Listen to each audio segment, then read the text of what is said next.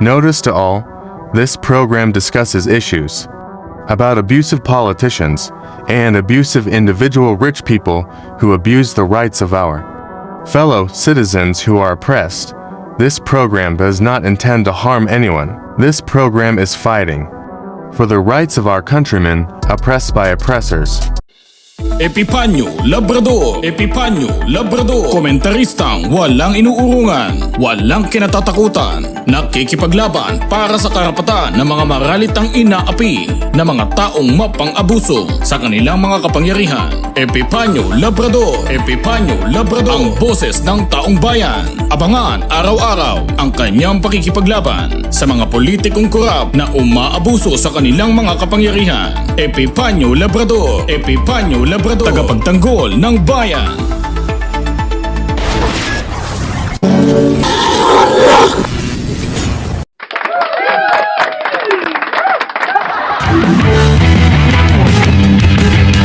Magandang araw po sa inyong lahat. Uli nandito na naman po yung lingkod Epipanyo Labrador sa ating programa Civilian Anti-Crime Group Epipanyo Labrador.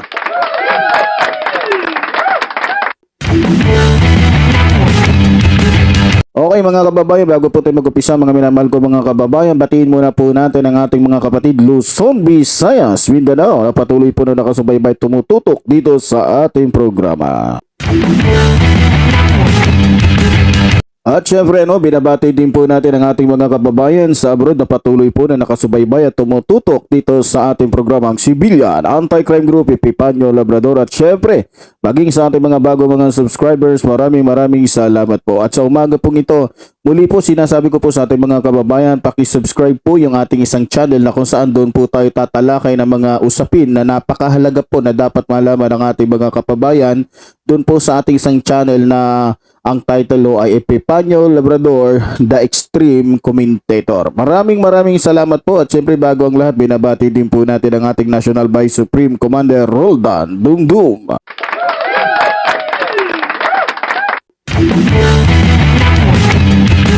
Sa umaga po ito mga minamahal ko mga kababayan, pag-uusapan po natin itong sinabi ni Ombudsman Samuel Martires, no? Kung ako nagkakamali, Samuel Martires, na kung saan sinabi niya nagiging talamak na ho ang korupsyon dito sa ating bansa. At parang nagiging kasanayan na daw ng mga politiko yung magnakaw, gamit yung kanilang mga kapangyarihan. Yan po ay lumabas naman po yan sa social media. Ayon nga po sa kanya ay talagang nalulungkot siya sapagkat sobrang dami na ng mga politiko ngayon na nanunungkulan dito sa ating bansa na walang ibang ginagawa kundi magnakaw. Kumbaga, sinasabi niya na halos 99% puro corrupt na ang mga inihahalal nating mga politiko dito sa ating bansa. At tama naman siya, talagang nakikita naman po talaga hindi naman tayo bulag, mas lalong hindi naman tayo mga bingi para hindi malaman ang katotohanan na talagang talamak na talaga yung mga nangyayari ngayon na korupsyon sa ating bansa. Di po ba? Kasama na si Tebes dun. Alam niyo mga kababayan, ito sa akin lang to, no? Ito lang yung aking nakikita. Kadalasan na ang tiwalang binibigay ng taong bayan sa mga politiko na kanilang iniluluklok sa pwesto upang mamahala sa bayan ay nawawalan ng saysay. Ba't ko po nasabi na parang nawawalan lang ng saysay? Dahil sa una, pagkasilaw sa mga kayamanan na dapat sana ay inilalaan upang mapagsilbihan ng wasto ang taong bayan. Di po ba? Sa totoo lang po mga minamahal kong mga kababayan, maraming mga politiko ngayon na nagpapatayan para lang maging mayor, gobernador, congressman dahil alam nila na kapag sila ay congressman, mayor o gobernador ay 99% o 101% maaari silang maging bilyonaryo o milyonaryo. Di po ba? Kaya nga yung iba ngayon, di ba? Imbis na yung pera nila ipuhunan nila sa pagnenegosyo, pinupuhunan na lang nila tuwing eleksyon. Bakit? May posibilidad na yung kanilang pinuhunan na 10 milyon ay pwedeng mag times 10. O times 30 pa nga eh. Kaya nagpapatayan ho itong mga politikong ito na ang hangarin ay makapagnakaw ng pera sa taong bayan. Ito po ay talagang malaking problema ho dito sa ating bansa, sa totoo lang. Sa totoo lang, ayon po sa aking pagkakaalam, kung di ako nagkakamali, ang suliraning ito ay matagal nang kinakaharap ng maraming bansa sa mundo na pinaniniwala ang ugat ng pagkakalugmok sa kahirapan ng bawat mamamayan. Lalong-lalo na po dito sa Pilipinas. Mas lalong hindi na rin bagong maituturing ang usaping ito. Sa totoo lang din, maraming issue, napakarami. Maraming issue o usapin ng katiwalian at pagnanakaw sa kaban ng ating bayan ang ipinupukol sa mga politikong pinagkatiwalaan ng ating mga kababayan na mga kurap pala, di ba? Halimbawa na lang, kung maaalala ninyo, si dating Pangulong Ferdinand E. Marcos ay pinukol ng napakaraming iligasyon ng korupsyon at pagnanakaw sa bayan, dahilan kung bakit ang taong bayan ay nagsawa na at natutong makipaglaban noong 1986. Kasi ayon po sa mga kababayan natin, nung panahon ni Marcos, talagang obvious na at lantaran na yung kanyang pagnanakaw sa pera ng taong bayan o kaban ng taong bayan. Ganun din si Binay, di ba? Nagkaroon siya na issue, di ba? Hindi nga natuloy hindi natupad ni dating Vice President Binay yung kanyang pangarap na mahalal na pangulo ng Republika ng Pilipinas noong 2016 dahil nga sa naging mainit ang mga lumalabas na issue na katiwalian. Saan ba? Di dun sa Makati noong siya pa ang mayor. Bago yung ilang araw o ilang buwan bago yung maganap ang pambansang halalan ng ating bansa. Alam niyo ba mga kababayan na para po sa kaalaman ninyo, ang pagnanakaw ay matatagpuan sa marami nitong anyo at maituturing na krimen sa ilalim ng Kodigo Penal ng Pilipinas at ang ilang mga umiiral na special na batas o special laws. Totoo po talaga yung sinabi ng aking kaibigan at hindi nga siya nagkamali sa sinabi niya sa akin.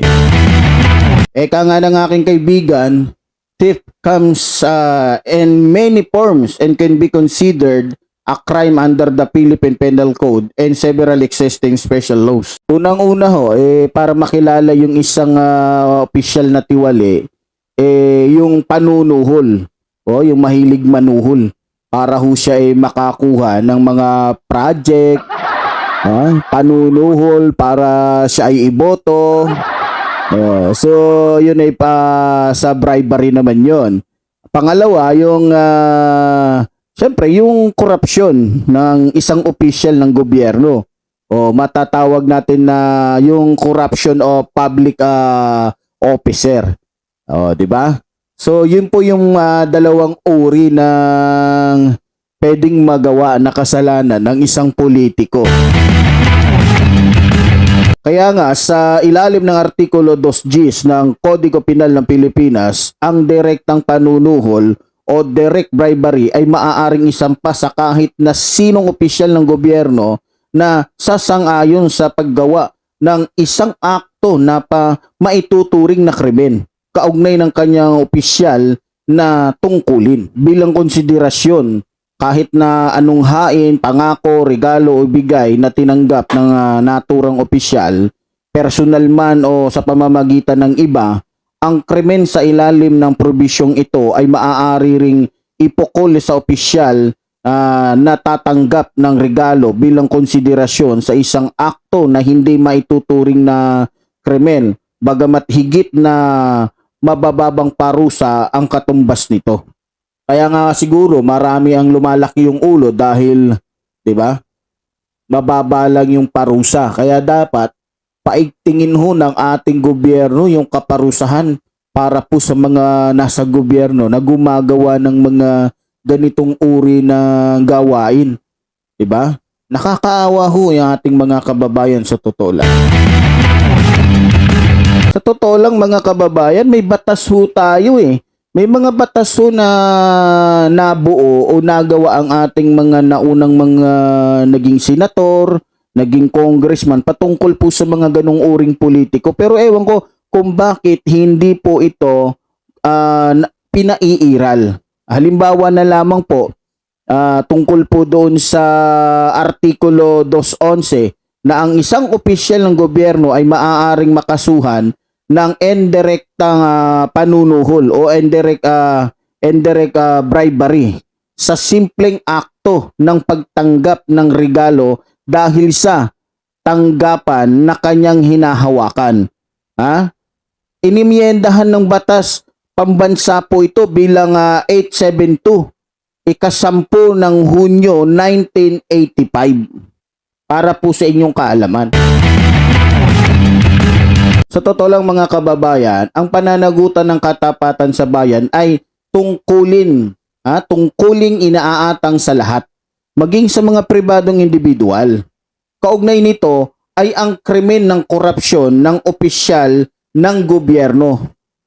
Ayon po doon sa corruption o public official, ayon sa Artikulo 212, ang krimen na ito ay maaaring ihain sa kahit na sinong tao na magbibigay ng alok o mga pangako o mga regalo o aginaldo sa opisyal ng gobyerno para po sa inyong kaalaman. Ngayon, para naman po doon sa mga politiko na ginagamit yung kanilang kapangyarihan para magamit sa maling paggamit yung pondo o ari-arian ng bayan, may karapatan din po kaso dyan para sa kanila.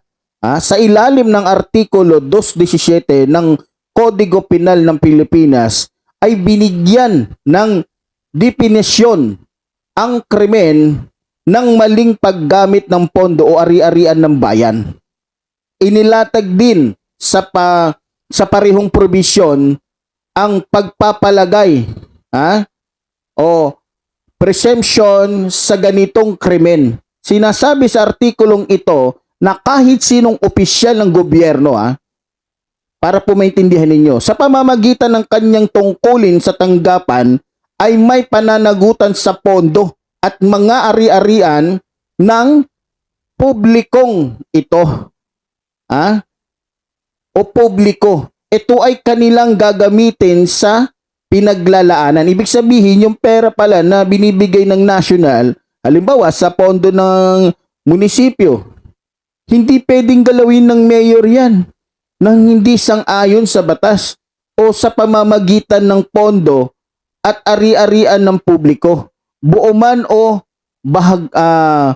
bahagdan ang halaga na sangkot sa maling paggamit ng pondo ay esensyal sa pagtukoy ng angkop na parusa sa taong mapapatunayang gumawa ng krimeng ito.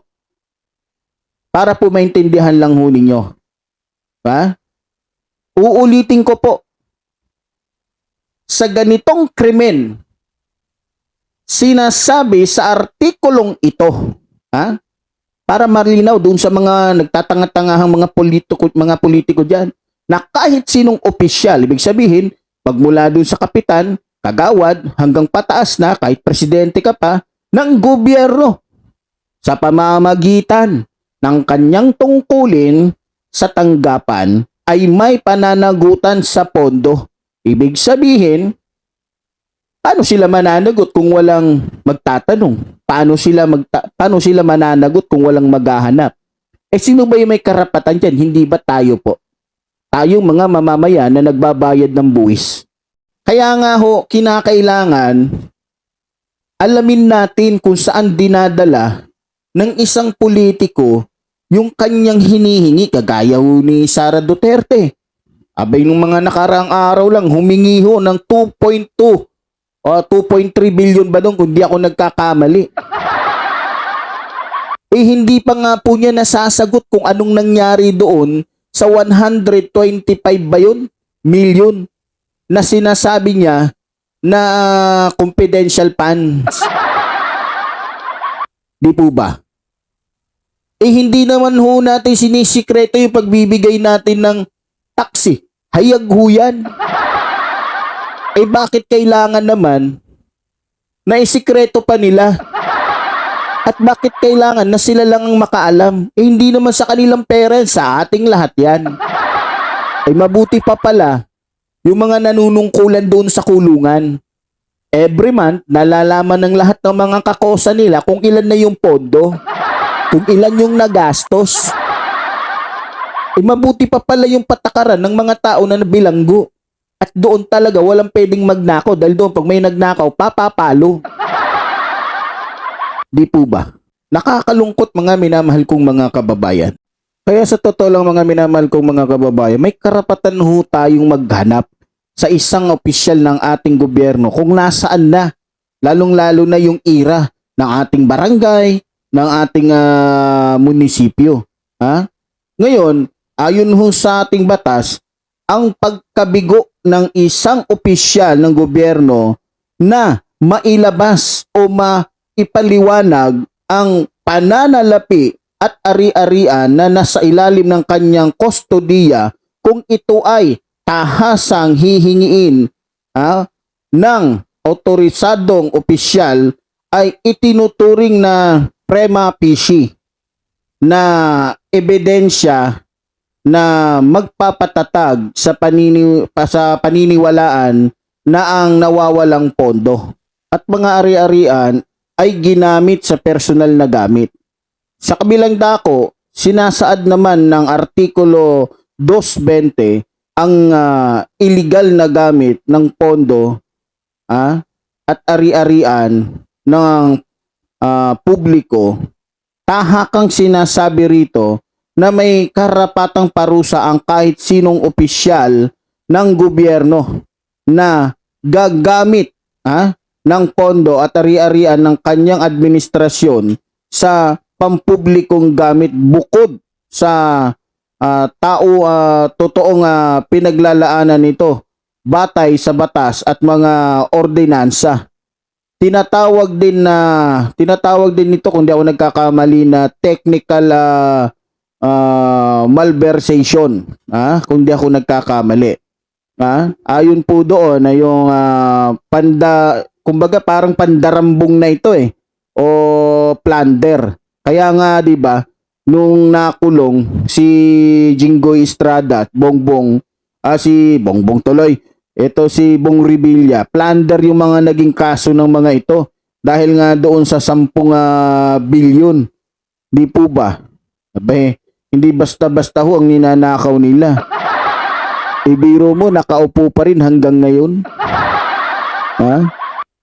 Ibig sabihin siyempre nakakapagtaka, pandarambong o plunder nga yung kaso pero biro mo, gamit yung pera nila, paano nakalaya yung mga yan? Di ba? Lalong-lalo na yung si Gloria Macapagal. O lalo naman yung si Erap Estrada. Ano nangyari? Di ba? Kumbaga, parang sinakmal ng aso, nung napansin nung aso na medyo mainit, iniluwa. Parang gano'n na nangyari. Di po ba? Sige, kulong nyo ko kahit 1 taon, 3 taon. Importante sa akin, hindi mawala yung ninakaw ko na bilyon-bilyon. Hindi naman ako mamamatay. May gwardiya naman ako dito. Palakad-lakad nga lang ako Hanggang sa magawa ng paraan ng mga abogado nila na makalaya sila. Di po ba? Di po ba? Para po sa lahat ang pandarambong ay maaring kinukundina sa sistema ng pamamahala sa Pilipinas sa bisa ng RA 7080 ay itinuturing na isang krimen ang akto ng opisyal ng gobyerno na direkta o sa pamamagitan ng pakikipagsabuatan sa mga kasapi ng pamilya o mga kamag-anak sa pamamagitan ng kasalan o sa dugo, ay sabi ko, di ba? Sa pamamagitan ng dugo kasama sa negosyo, mga ganon. mga nasa o mga nasasakupan o iba pang tao ay humahakot o nagkakamit ng yaman na kinuha sa masama gamit ang pinagsama o sunod-sunod na hayagan o mga gawaing kriminal na inilalarawan ng RA 7080 sa tipong halagang umaabot na 50 billion o 50 million na may parusang reclusion perpetua hanggang kamatayan na sino mang nagkasala sa batas. Mga halimbawa nito paglustay ng pondo o kaban ng bayan na ipapasa sa kamag-anak. Di po ba? Nagtataka nga ako, hindi po ba, di ba si Erap Estrada yung noong panahon ni Erap Estrada, nasang-ayuna na ibalik yung bitay. Di po ba nung panahon niya may isang nabitay? Siguro naisip-isip niya, gagawa siya ng kalokohan malaki-laki yung kukunin niya Takot siya kasi may batas nga na pwedeng mabitay. Kaya tinanggal niya din agad. Nung tinanggal ni Erap yun, lalong nagsipag yung ibang mga politiko na makapagnakaw. Wala nang bitay kahit ilang milyon pwede na. Kahit pa makulong sila ng 10 taon, buhay na. Di po ba? At maaaring makagawa pa ng paraan siyempre mga abogado, bayaran mo lang ng yan di ba?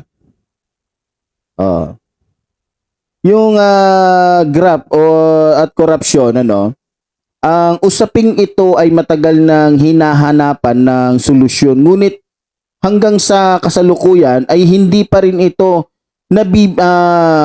natitibag o napaglalabanan. Ang graft at corruption ay magkaibang konsepto sa pagkuha ng personal na benepisyo mula sa transaksyong pamahalaan. Ang korupsyon ay tumutukoy sa maling gamit sa pinagkukunan ng pamahalaan para sa personal na benepisyo, habang ang graft naman ay tumutukoy sa maling gamit ng impluwensya para sa personal na benepisyo na laganap sa ilalim ng RA 3019 o Anti-Graft and Corruption Practice Act, na mga kasanayang may kaugnayan sa korupsyon ng mga opisyal ng gobyerno at idiniklara labag sa batas. Korupsyon sa iba't ibang sangay ng pamahalaan. Una, korupsyon sa kapulisan at hukbong sandatahan. Pangalawa, korupsyon sa hudikatura. Pangatlo, korupsyon sa pamamahayag. Kailangan talaga, mga minamahal kong mga kababayan, malaman natin.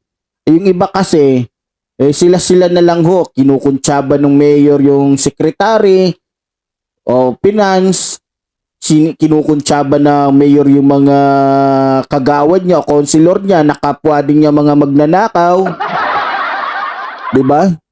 Dapat kung ako ang tatanungin, dapat every month magkaroon po ng kumbaga sa mga nakakulong, every month sila nagmi-meeting sila at lahat ng membro ng kanilang grupo nasa loob po mismo ng selda nila, at doon ay dinidiscuss ng mayor, vice mayor at ng ibang mga nanunungkulan kung ilan na yung laman ng kanilang pananalapi. Ibig sabihin ko lamang po, kung nagagawa nga yan, mabuti pa pala doon sa kulungan walang korupsyon. Diba? Dito tuloy may korupsyon.